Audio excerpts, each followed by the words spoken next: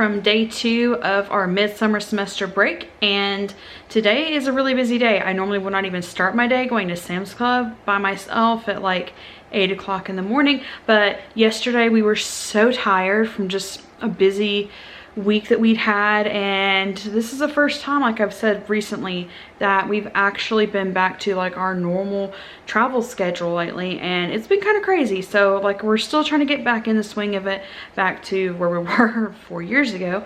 So it's been really busy. So like we didn't have time yesterday to go to Sam's, but I needed to go to Sam's specifically for some things. Checked at Walmart yesterday, they didn't have what we needed, so had to make a morning stop to Sam's, got everybody some healthy breakfast, and now we're just going to get straight into, this is the only day we really have to get like the kids' rooms clean, their bathroom clean, and get them packed because they're leaving in 2 days, and tomorrow we're not gonna have time to get them packed. So today is the day to do it. So we're going to jump into a super fast clean mode, get the girls packed for camp, and get some cleaning done.